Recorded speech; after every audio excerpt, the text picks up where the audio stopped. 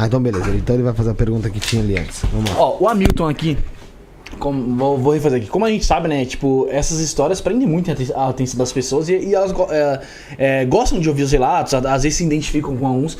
E o Hamilton, ele tinha perguntado lá em cima, qual relato foi o mais impressionante pra você? Todos. Que você se lembra, né? Todos. Porque, às vezes, uma palavra no relato vale o relato. Uhum. Então, eu tenho respeito, admiração, gratidão por absolutamente todos os relatos que estão lá. Vou dar um exemplo. Tem um relato que é o da Zelma, que é muito curto, tem 10 minutos o relato. E o que acontece? Ela, na experiência dela, ela dá à luz seu filho e morre. E ela surge num espaço branco, brava, muito brava com Deus, segundo ela.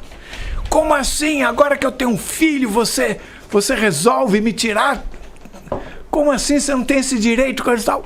Fazendo uma bronca danada. E aí, nesse momento, ela se lembra. Ela escuta.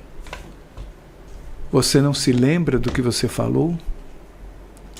Nesse momento, ela se lembra automaticamente que quando ela era adolescente, ela falava: quando eu tiver um filho, eu vou morrer. Porque assim, entra um e sai um, fica tudo igual. Ela falava, muito provavelmente brincando. Sim. Mas mesmo brincando, tinha força a palavra dela. Tinha poder, conforme você está falando. Na hora que ele falou, você se lembra do que você falou? Imediatamente ela se lembrou. Ela poderia nem se lembrar. Então, veja a importância desse relato de 10 minutos, né? Foi essa chave que foi especificamente girada num relato tão curto. Então, não é o tamanho do relato que mede a importância dele. Eu acho que todo relato não só é igualmente importante, como eu digo a você que quando eu reassisto um relato, às vezes parece que é pela primeira vez. Você sempre aprende coisas novas, porque também tem a ver com a sua maturidade para ouvir aquele relato. A pergunta dele foi sobre o relato que mais? Mais impressionante, que mais marcou ele foi todos, né? Mas teve alguma história que te impactou mais? Vale a mesma experiência. Olha, todos os relatos são filhos. Eu amo todos da todos mesma têm forma. mesmo peso ali, né? Sim. Eu vi faz um tempo já, eu não vou lembrar o relato inteiro, não vou lembrar nem metade dele assim. Mas era de um rapaz que nos Estados Unidos, eu não sei se ele tava com a irmã, alguma coisa, bateu o carro, ou tava indo do carro e ele se viu fora do corpo. Eu não vou lembrar, mas era um baita relato também na época, eu lembro que eu assisti. O que eu noto é que as pessoas que assistem, elas são impactadas de forma diferente pelos relatos, de acordo com a necessidade pessoal delas. E dentro dos comentários, o que geralmente o pessoal traz, assim, se fosse fazer um trabalho matemático, né, em porcentagem ali, o que tem de maioria nos comentários, no Afinal Que Somos Nós, e de uma maneira geral, nos relatos de uma maneira geral, tem alguma coisa que tem semelhança em todos os relatos do público que assiste? O que acontece muitas vezes dependendo da coisa relatada na entrevista, pessoas escrevem sobre experiências parecidas, né?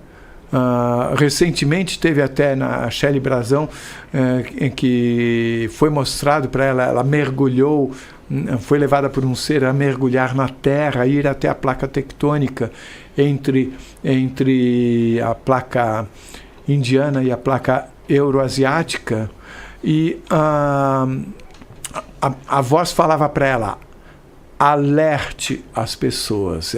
Era essa a ordem. Simultaneamente, ela viu um vulcão submarino entrando em erupção, e que isso, de uma forma que eu não entendo, nem ela, isso vai ter um impacto global e que vai acabar fazendo com que uma correnteza no Atlântico mude a sua direção, e que isso vai resultar num aumento do nível do mar em toda a costa brasileira. Isso foi visto, coisas desse tipo, a gente sempre toma muito cuidado, porque o objetivo jamais é levar as pessoas a terem medo, mas sim darem informação. Ninguém sabe o que vai ou não acontecer, ninguém sabe se acredita ou não. O tempo também é ninguém sabe quando que isso vai acontecer, de que forma vai acontecer. O futuro é sempre está em construção no presente. Nós temos condições de mudar o futuro, dependendo de como nós ajamos, né? Então, quando ela falou isso, né? Aliás, até aproveito para dizer, porque algumas pessoas falaram, mas quando você perguntou em quais as cidades que seriam mais impactadas por isso, não, ela não quis dizer porque ela também não tem certeza. Ela não quer criar uma situação...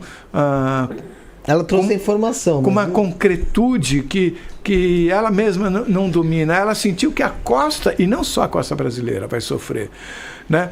Mas quando ela falou isso, algo que me chamou a atenção foi a quantidade de pessoas que, na seção de comentários, escreveram também ter tido sonhos mostrando invasão por água. Tem muita gente que fala sobre isso. Muita gente. Então, isso me chamou a atenção, porque já teve o Luiz Henrique que falou, viu um tsunami, outra pessoa viu um tsunami.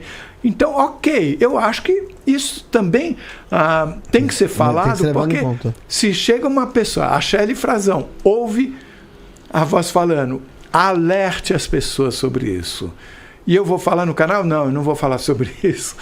Eu fico de mãos atadas, eu tenho que compartilhar de uma forma cuidadosa, neutra, para que cada pessoa escolha de que forma olhar para a realidade. Até porque